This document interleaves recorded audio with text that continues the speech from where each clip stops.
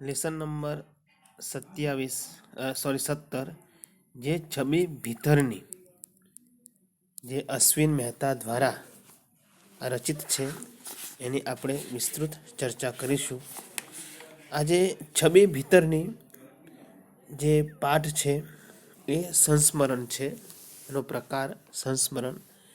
અશ્વિન મહેતા એ photography તરીકે દેશ વિદેશમાં ફરતા અને એમણે જે પોતાના જીવનની અંદર જે અનુભવો ત્યાં થયા એ છબી ભીતરની પુસ્તકમાંથી અહીં મૂકવામાં આવેલા છે. એટલે અહીંયા બે પ્રસંગ મુખ્ય છે. એક ગાંધીની બલિહારી, બીજો પ્રસંગ છે માનવી મનની ગંગાજમની. ગાંધીની બલિહારીમાં ઓસ્ટ્રેલિયાનો જે અનુભવ થયો તેનું વર્ણન છે હોટેલની અંદર. ત્યારબાદ ન્યુયોર્કમાં સિંગાપુર એરલાઇન્સ માટે ન્યુયોર્કમાં ફોટા પડી રહ્યા હતા ત્યારે એક હબસી અમેરિકનનો અનુભવ થયો. ત્યારબાદ પંચતારક હોટલમાં જે બાઈ સિંધિયા સાથે લંચ મીટિંગ ત્યાં પણ એમને એક અનુભવ થયો.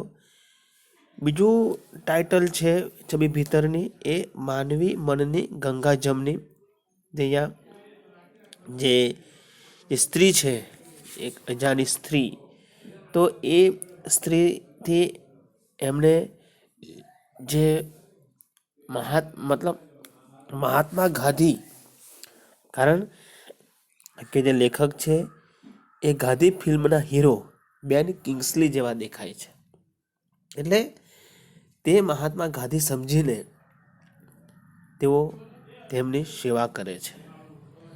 હવે મહાત્મા ગાંધી એ આપણા દેશના રાષ્ટ્રપિતા તરીકે તેમને દરજ્જો આપેલો છે. આઝાદીના ચળવળમાં મહાત્મા ગાંધીજીનું મહત્વપૂર્ણ યોગદાન છે. અને આખા ભારતમાં કોઈ એવું ગામ નહીં હોય કે જ્યાં મહાત્મા ગાંધીથી અપરિચિત હોય. આપણી ગવર્મેન્ટ ઓફિસો છે ત્યાં પણ આ મહાત્મા ગાંધીની તસવીર લગાવવામાં આવે છે. એટલે મહાત્મા ગાંધીનું સ્થાન આપણા ભારત દેશમાં તો છે જ, પણ વિદેશોમાં પણ તેમનું ખૂબ જ મહત્વપૂર્ણ સ્થાન છે. તો એ આ પાઠમાંથી આપણને જોવા મળશે કે જેટલી પ્રસિદ્ધિ આપણા ભારત દેશમાં મહાત્મા ગાંધીની છે એટલી જ પ્રસિદ્ધિ વિદેશોમાં પણ જોવા મળે છે. તો એ આ બે ટાઇટલ પરથી આપણને જોવા મળશે. હવે જે લેખક છે એ 12-14 વર્ષમાં ફોટોગ્રાફી નિમિત્તે દેશ વિદેશમાં એમને જવાનું થતું.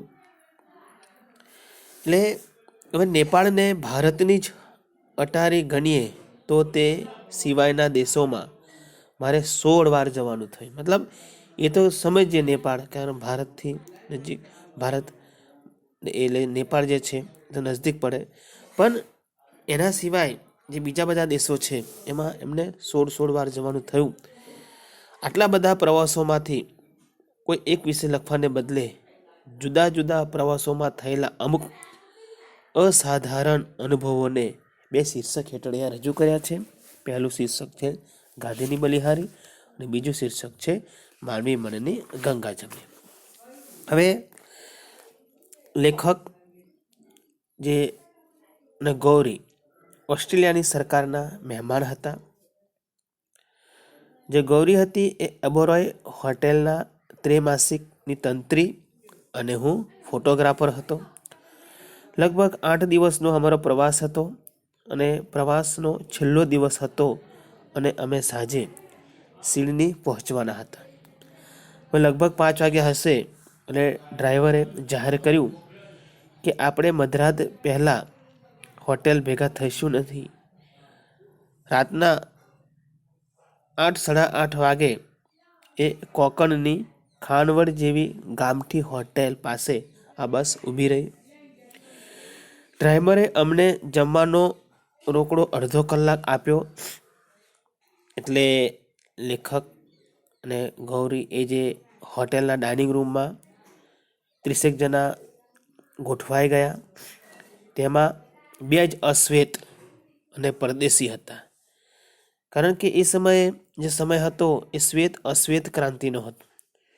જે અશ્વેત હોય આપણા ભારતીયો જે હતા એ અશ્વેત હતા, મતલબ એટલા ગોરા ન હતા.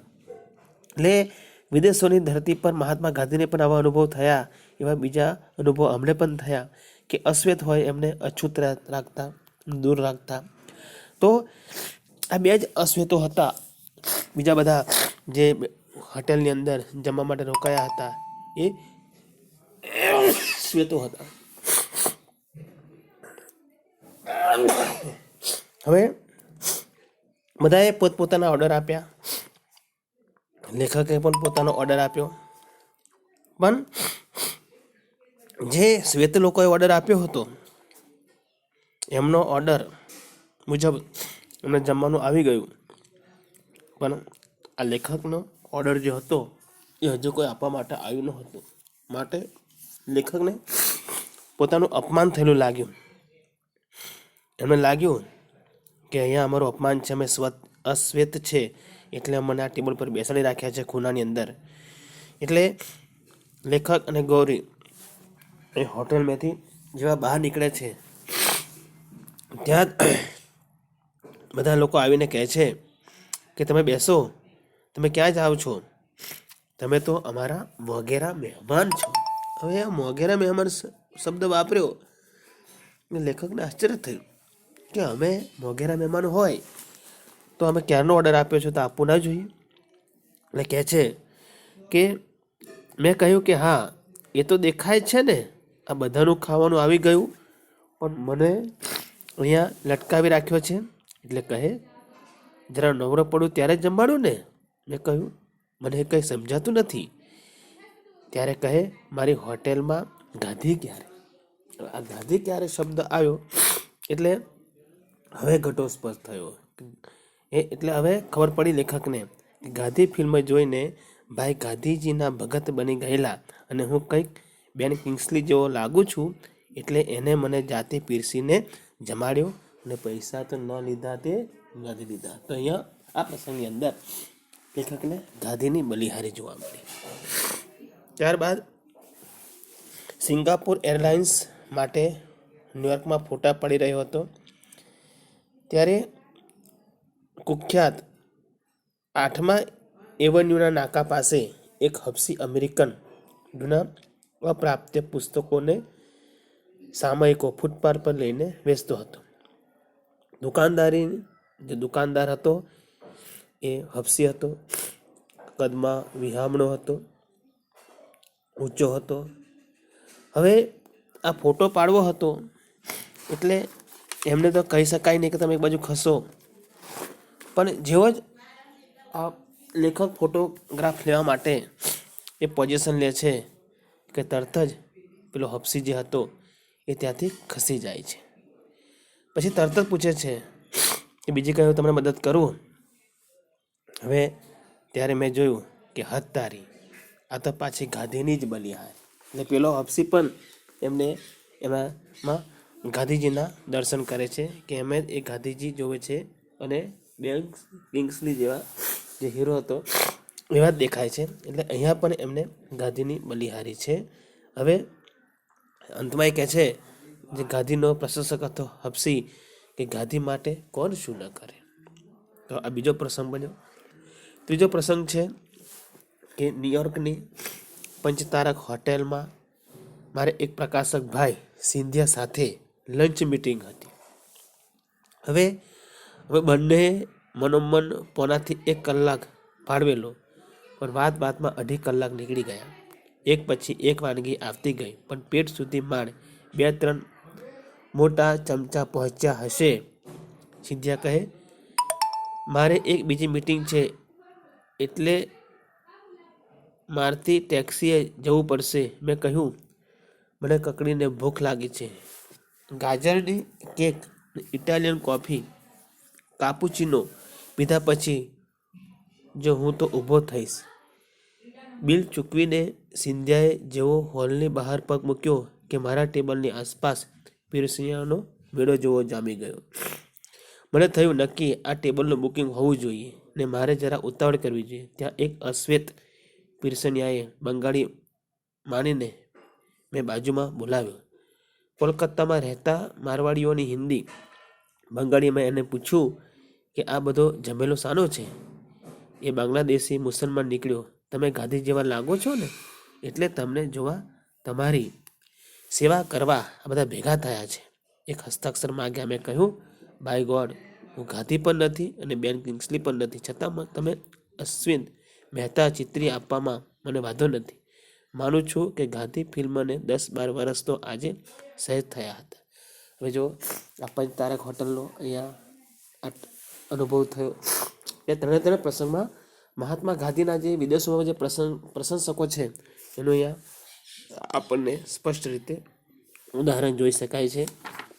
તો અહીંયા આ છબી ભીતરની આજે ગાંધીની બલિહારીમાં આપણે 3 પ્રસંગો જોવા મળ્યા. બીજું શીર્ષક છે માનવી મનની ગંગાજળની. એકવાર અશ્વિન મહેતા હિમાલયનો પહેલો એકલ પ્રવાસ કરેલો. હવે એમાં ભૌમ્ય ગણો કે મજૂર ગણો તો એક હતો હુકમસિંહ. એટલે હું 25નો અને તે 35નો.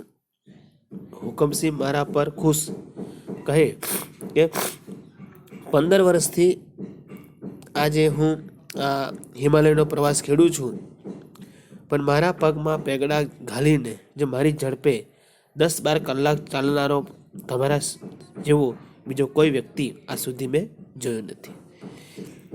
તે કહે, તે દિવસમાં હું ચા કોફી પણ પીતો નહીં, માંસાહાર કરતો નહીં. તેનું હુકમસિંહને બહાર આશ્ચર્ય લાગ્યું. હુકમસિંહને પણ ખબર પડી કે અશ્વિન મહેતા કોઈ માંસાહાર કરતા નથી કે કાંઈ કોઈ એમનું વ્યસન પણ નથી. ને પાછે મારી જોડે સૂટ ગોળની ગોળીઓ મહિમા ગાયેલો અને મુખ્યત્વે દૂધને ઘઉં મગના સત્તુના મારા ખોરાકના ફાયદા ગણાવ્યા. એટલે જણાવ્યું કે માંસાહારી તો તમે કરતા હોય તો વાંધો નથી, પણ હું તો મારો ખોરાક આ છે, પરિણામ સ્વરૂપ હું તમારી જેવી તાકાત ધરાવું છું. હિમાલય સાથેના મારો નાતો આજકાલનો નથી, જન્મનો છે. નહીં તો ગાડીમાંથી જેવા શિવાલિકના પહાડો દેખાય ને આખા શરીરમાં વીજળી સાને સળવડે. હવે ગોધૂલીનો સમય હતો, એટલે જે પશુઓ હતા એ પોતાના ઘર તરફ પ્રયાણ કરી રહ્યા હતા.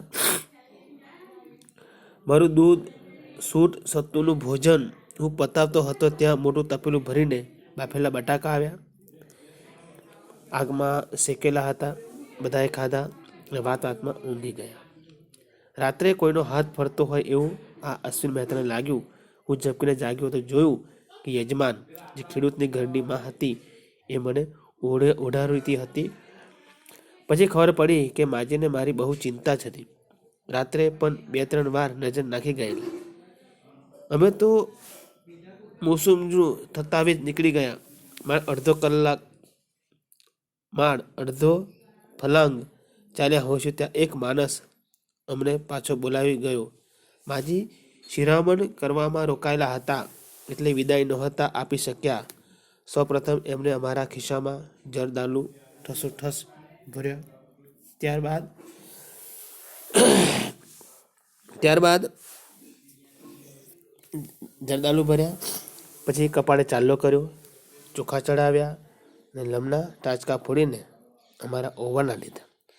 વધારામાં હુકમસિંહને કહ્યું કે રાત્રે પેલી ગુફામાં મારું ધ્યાન રાખે, કોઈ ડાઘિયાને મારી પડખે સુવાડે, ગરમી રહે અને મામો લવારા લેવા આવે તો મને હેરાન ન કરે.